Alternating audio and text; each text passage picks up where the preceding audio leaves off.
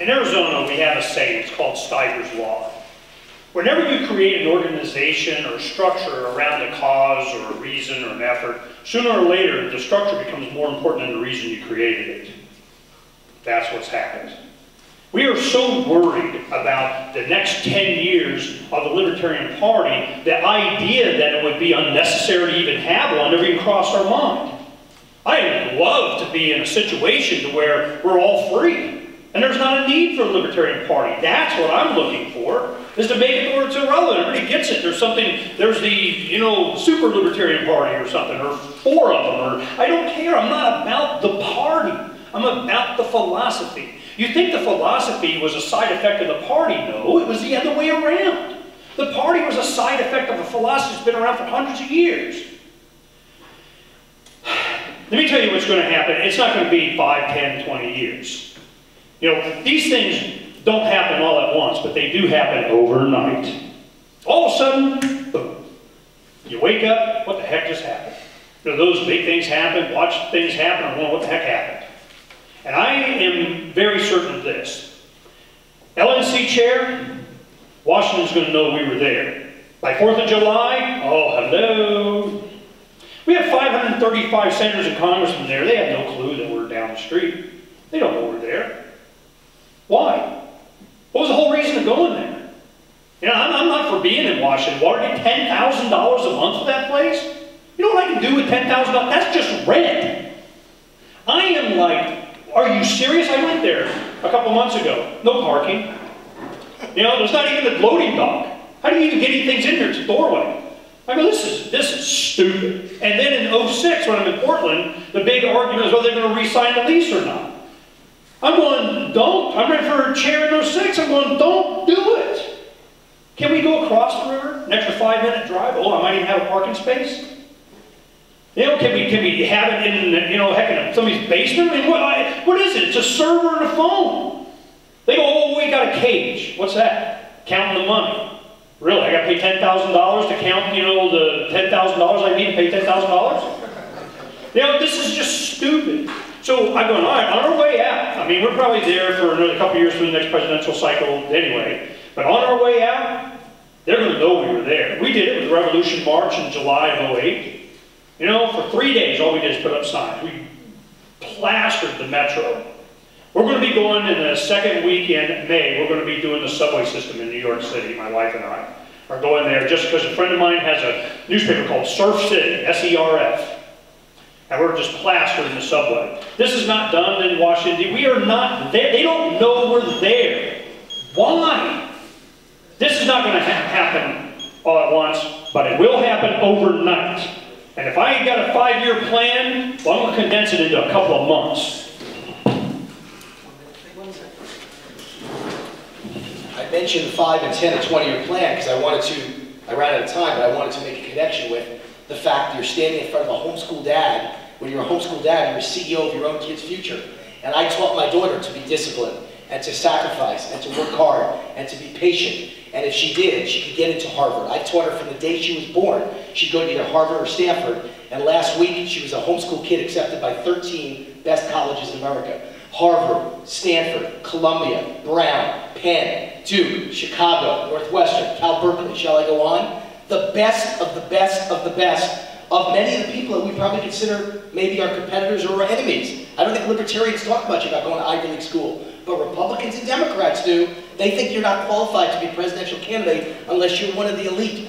We have to start competing with the elite. We have to beat them at their own game. We can't just be a small businessman and a homeschool dad and run for president or run for national chair and think that we're going to win elections. We got to create the best of the brightest. And that plan worked for my daughter, and I taught her how to be a long-term thinker. It's going to work for this party in the exact same way. Think of all of us going to Harvard, except we're all going to take over DC. Thank you.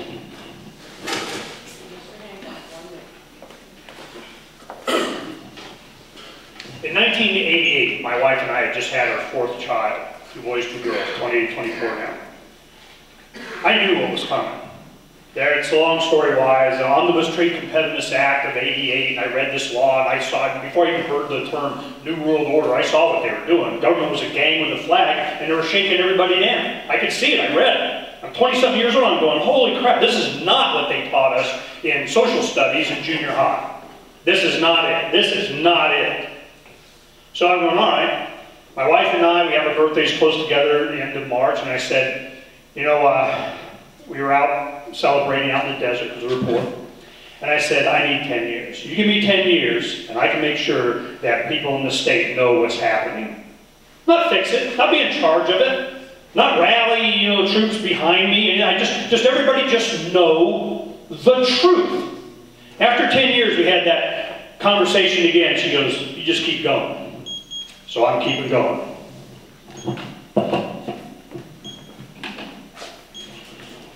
Mr. Hancock will be the first speaker for this question. If you are elected, what are the first 3 things you will do, and when will you do them?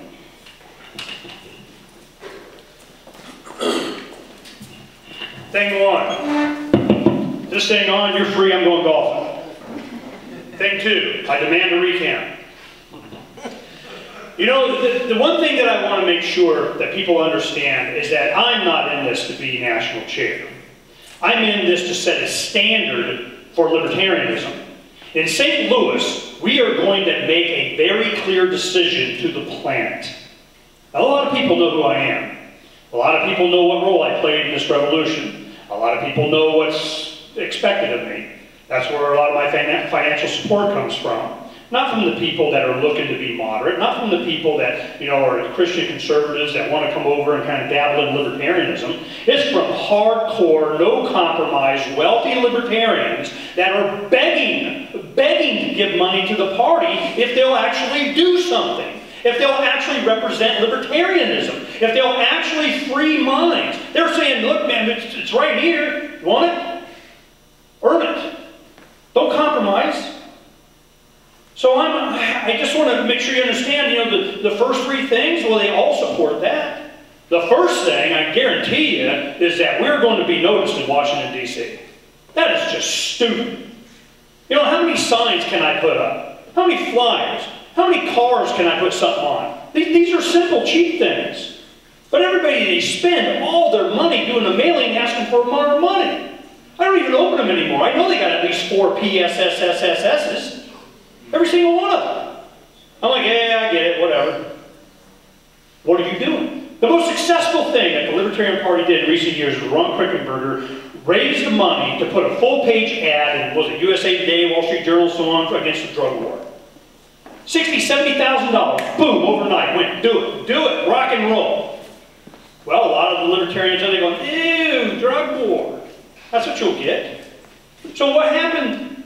They go and they say, you know, that's a good idea. We raised a lot of money that way. You know what we should do? We should have a fund that people send money so that we can do newspaper ads. Yeah? What? Well, no, just newspaper ads. Give us the money, trust us.